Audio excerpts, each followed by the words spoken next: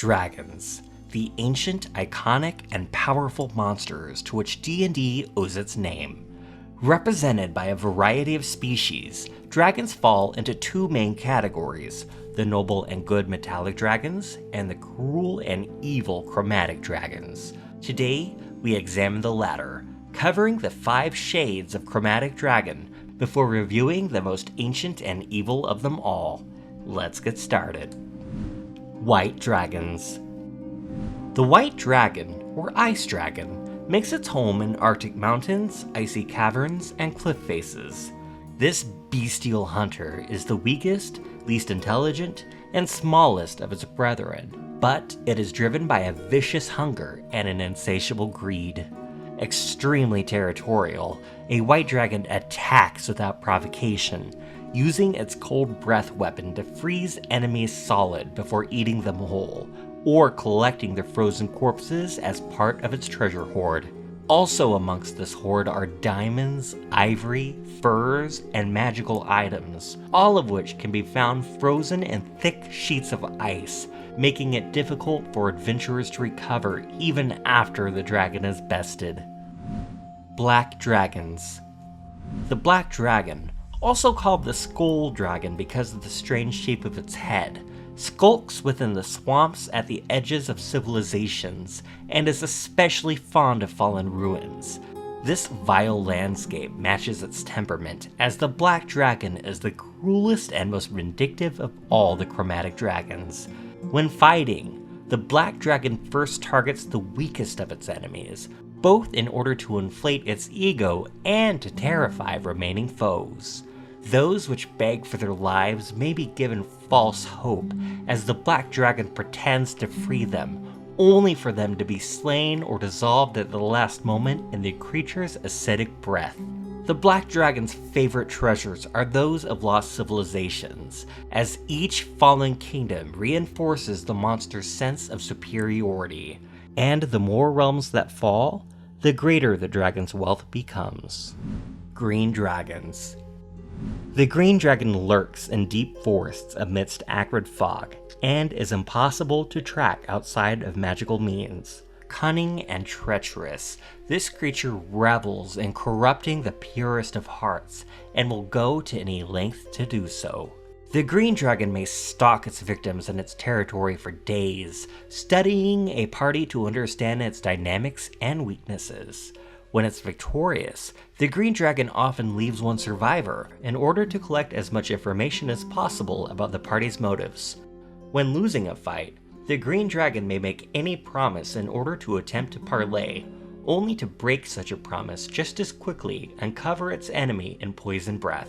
The green dragon's treasure hoard might be of emeralds, pieces of art, and musical instruments, but its favorite treasures are the people, such as sages, wizards, or bards, that it has corrupted. Blue dragons. The blue dragon, or storm dragon, resides in deserts, badlands, or coastlines, where it carves out crystalline caverns with its lightning breath. Vain and prideful, the blue dragon often employs human servants as agents, and may even handsomely reward its followers. The blue dragon is patient and methodical, and in battle, it may draw the fight out for hours, or even days, as it attacks with its lightning breath, strategically retreats, then repeats the process to grind the enemy's resources away. If flattered, however, the blue dragon may choose to spare the lives of its victims, as long as they have something of value in order to exchange. A blue dragon's treasure hoard consists mostly of gems, especially sapphires, whose beauty it sees as a reflection of itself. Would-be thieves should be wary, however, as the blue dragon often uses lesser value trinkets to bait quicksand or sinkholes and trap those seeking to steal its treasures. Red dragons.